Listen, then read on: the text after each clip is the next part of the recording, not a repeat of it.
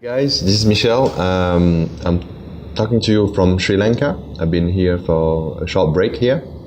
So in the last 2 weeks, I've been traveling all around with my family, my wife and my two kids. And every time we reach a hotel, okay, there is a form, that we have to fill your personal details. So what's your name? What's your passport ID? Where are you from? And so on. But there is one question that every time I get from the receptionist, which is, where are you from?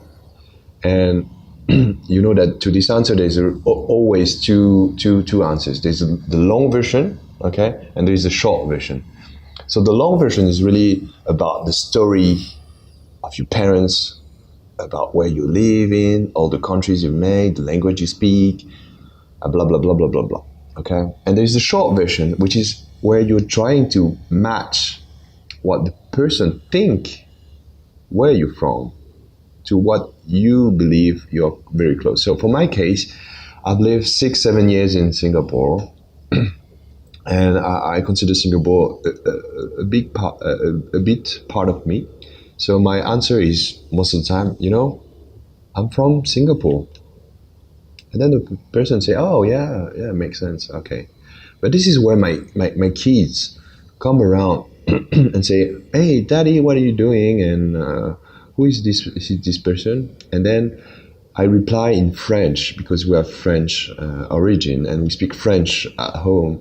Please say hello to uncle, or please, don't disturb or don't cut me when I'm talking to an adult. And then the reception look at me with a weird look and say, but what is the language you're speaking? And this is where you say, oh, okay, you got me. I have to share a bit more than just the short version. So what I'm just trying to illustrate is really the challenge that we all have, all the third culture kids have, to explain really where we're from. And I'm going to share with you why I think we're so unique, and why I believe that we could become the new norm, okay? And in order to do that, I'm gonna talk a bit about, the fundamental or the basis of this confusion that we have about where we're from. And then I'll draw in the second step the different analogy to some animals and fruits, actually. So to begin with, let's start with the family and the environment.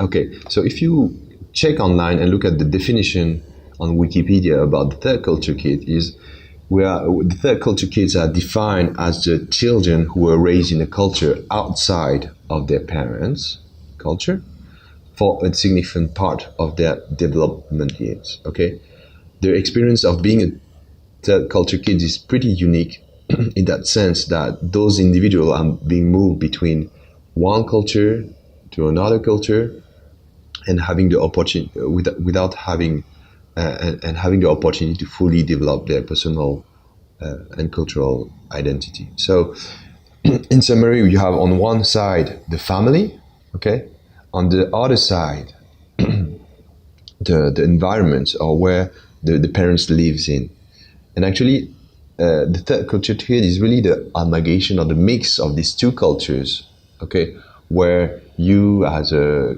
kid, you grow up and start building your identity. So there's a lot of benefits and challenges being a third culture kid, but one of the challenges that I think we all face, which relate to the identity, is the sense of belonging. We're not really belongs to our parents' culture. I mean, we do, but we don't really feel related, okay? Not because it's old and old-fashioned. It's because we are also confronted to the other culture, which is the environment. For my case, is really the French education system, the French TV, the French food, and on the other hand, at home, the Chinese way of education. And sometimes you don't really attach to neither of those. So you kind of develop a sense of cultural homelessness, which is not fun actually. But in this conflict of cultures, you also have another challenge, which is, I mean, the first item was about, not belonging to anywhere. And the second challenge is you have also, in each culture, a priority in different values. Okay. So I value A, B, C in my family, but I value E, F, G in the environment or the country where I grew up. And sometimes those value conflict. Okay. For example, in French, we have this notion of debate and sense of debate that is very strong and really pushes. We really study at school, where we try to, we argue, we complain, and we say our opinions. No offense, no personal agenda, but we kind of are taught to debate and argue. Okay, which is okay, which is professionally also something very, very positive. But in my Asian background, okay, the sentiment of, the hierarchy, where you may disagree, which is fine, but you may not put it in front of others' face. Okay, so you always have the sense of respect, and the notion, for example, of no is not always clear. Okay, I'm not saying that it doesn't exist, not always clear. So you learn, if you travel in Asia, that the perhaps or the maybe can be a real maybe, but it can also be a no. Okay, because you don't want to lose faith of the person you're talking to and say, okay, maybe, but internally in your mind it's just a no. Okay, so being confronted with two cultures, one from family, one from the environment, being stuck in between, neither belonging on each other's side, you're developing basically your own cultures. So, which brings us back to all this question about belongings to which culture, and also which is your identity at the end. So, in order to try to answer this question, I'm gonna do some analogy to some animals. Okay, so the first animal I would like to share with you is the chameleon. Okay, we all know that TCK, Third Culture Kids, sometimes we call them the cultural chameleons because of its ability to change colors. But if you read a bit about the chameleon, he has mainly three objectives of changing colors. Okay, one of the first objectives is to regulate his body temperature. So being darker when it's cold, or being lighter when it's hot, so that he can regulate. So he used this skin coloring to change color. The second aspect of his change of color is to communicate with the other animals. So basically, I can say I'm angry by showing brighter colors.